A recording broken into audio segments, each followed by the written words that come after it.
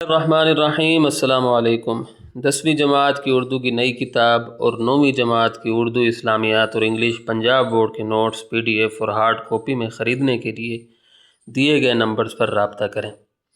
انشاءاللہ آج کی ویڈیو میں آپ کے سامنے 10ویں جماعت کی اردو کی نئی کتاب جو کہ پنجاب بورڈ نے حال ہی میں شائع کی ہے، اس کتاب کے دوسرے سبق یعنی نعت کی مشق میں موجود مختصر سوالات کے مختصر جوابات فراہم کروں گا۔ انشاءاللہ یہ جوابات نہایت آسان ہوں گے۔ تو آئیے ویڈیو شروع کرتے ہیں۔ سوال نمبر 1 ہے، نعت کس زبان کا لفظ ہے؟ اصطلاح میں نعت سے کیا مراد لی جاتی ہے؟ جواب، نعت عربی زبان کا لفظ ہے۔ اصطلاح میں نعت سے مراد ایسی نظم لی جاتی ہے جس میں حضرت محمد رسول اللہ خاتم النبیین صلی اللہ علیہ وسلم کی تعریف کی گئی ہو۔ اس کے بعد سوال نمبر 2 ہے ہمارے پاس، شاعر کے نزدیک شریعت اور محبت کے تقاضے کیا ہیں؟ جواب، شاعر کے نزدیک شریعت کا تقاضا یہ ہے کہ نبی کریم خاتم النبیین صلی اللہ علیہ وسلم کو اللہ کا آخری نبی مانا جائے۔ محبت کا تقاضا یہ ہے کہ آپ خاتم النبیین صلی اللہ علیہ وسلم کو اللہ تعالیٰ کا محبوب ترین بندہ تسلیم کیا جائے۔ ٹھیک ہے۔ سوال نمبر 3 ہے، سوال نمبر 3، سراپا گوش ہونا کا مطلب کیا ہے؟ اس کی مثال صحابہ کرام رضی اللہ تعالی عنہم کی سیرت سے پیش کریں۔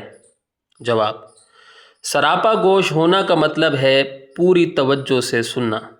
صحابہ کرام رضی اللہ تعالی عنہم آپ خاتم النبیین صلی اللہ علیہ وسلم کے ہوگا، معذرت چاہتا ہوں چھوٹی چھوٹی غلطیاں ہو جاتی ہیں، یہاں کیا آئے گا؟ کے ہوگا۔ ٹھیک ہے۔ کے ارشادات انتہائی توجہ سے سنتے تھے۔ ایک جنازے میں صحابہ کرام رضی اللہ تعالی عنہم نے رحمت عالم خاتم النبیین صلی اللہ علیہ وسلم کی گفتگو اتنی توجہ سے سنی کہ گویا ان کے سروں پر چڑیاں بیٹھی ہوں۔ تو یہ حدیث ہے، حدیث سنن ابی داود کی حدیث نمبر 4753۔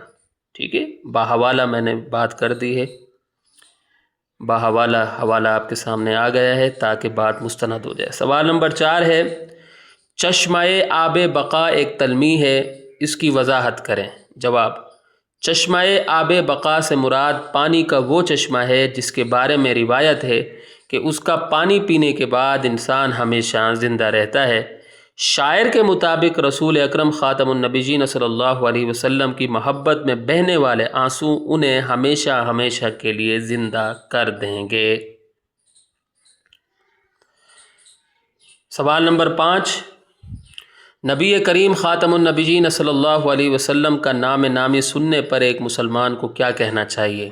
جواب، نبی کریم خاتم النبیین صلی اللہ علیہ وسلم کا نام نامی سننے پر ایک مسلمان کو خاتم النبیین صلی اللہ علیہ وعلی آلہ واصحابہ وسلم کہنا چاہیے۔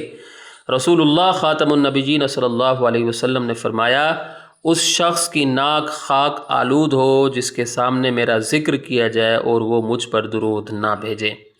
تو یہ واوین یہاں آ گئے ہیں، یہاں ہونے چاہیے۔ ٹھیک ہے، یہ بھی حدیث ہے، جامع ترمذی کی حدیث نمبر 3545 کے یہ الفاظ ہیں۔ تو یہاں اگر ہماری ویڈیو اختتام کو پہنچتی ہے، امید کرتا ہوں کہ آپ کو میری کاوش پسند آئی ہوگی۔ اگلی ویڈیو تک کے لیے مجھے اجازت دیں۔